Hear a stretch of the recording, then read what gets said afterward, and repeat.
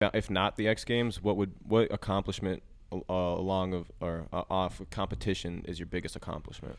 Man, I'm gonna have to say our first one. I think it was Orlando or Ohio or Columbus, 2011. That because that bringing a championship to what was then like a couple of bricks being formed in the green wall was. I say that, but we had like 300,000. What by that we had 400,000 subscribers. So the green wall was massive from the beginning, right? It is that, but to see them sort of in person cheer and be happy with that we won was like amazing. I mean, look, we're still doing it to this day. That's the addicting part, right? Like making sort of the right moves and connections to get a winning team is not as easy as it looks, right? Because we're not just building teams for championships. We're building teams that can win championships, but are also going to be entertaining to the masses. Because what? We entertain them one weekend, let's see, 3 weekends a month. That's not enough. Like, they need to see daily shit or every other day. Yeah. So for me, it was like, yeah, I could go out and get, all of the people that are, massively good, and we're seeing that right now, right? Like we're seeing that with all the people that are bringing up, up and comers, like all the challenger players that are playing now. Like we see that, but for me, like I couldn't do that. Like I could never pick up somebody that's maybe now we can because we build a brand, but when we were building a brand, there was no choice for me than to pick up people who were going to be good on camera. So even back day in the early days, I could have been like, Nate Shot was really good, right? Obviously, pro player level good.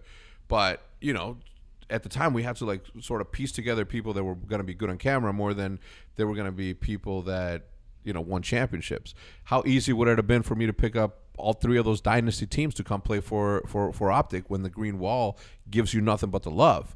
Super easy, right? Like we would have been able to offer the money that they would have, needed.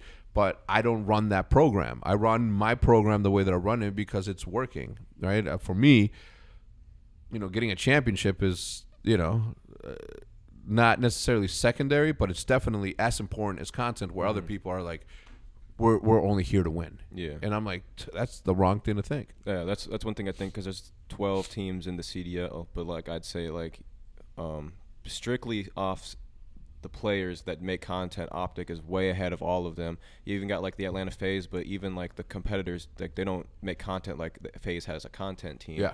And I like how you structured your team is like if you're competing, if you're in OpTic, you're also making content. Like everybody that's on the competition team, Hitch, even Embos, like Maniac, like everyone, like it's a very small like family, but everybody makes content rather than like if you look at like a team like FaZe, they have a whole side of them that it's like content. These guys are YouTubers, and then these guys are competitors, and they don't make content. Yeah. I even talked to like Simp yesterday about it a little bit, about how they don't really associate too much with the FaZe Clan brand as Atlanta FaZe. And I was like, it sounded like a little surprising to me. You'd think it would be like a very highly compatible thing. Yeah. But yeah, like you guys are doing it perfect. And well, we took the approach. I took the approach of building, in my opinion, like the perfect hybrid, right? I you look at FaZe, who have done like incredible things as creators, and then you look at Envy, for example, who has done amazing things on the competition side, but not on the there's a bet. I said I'm gonna be right in the middle. I'm gonna do both, right? I'm gonna be the perfect hybrid of competition and content creation, and the only way to do that was to turn the pros into content creators instead of the content creators into pros. That just doesn't work. You don't have the natural ability to be able to be as good as these dudes, right? So I said, well, that's like the majority of our content creators. Even now, if let's say 2017 when I sold OpTic. Up until that point, the majority of our creators, I would say 90% of our creators were all pro players at one point. You can't say that about any other team, right? They have the pro side, and then they have the content side. We were like literally, our content is from the pro side, period. So that's what gave us a leg up. And still to this day, it's giving us a leg up. Yeah.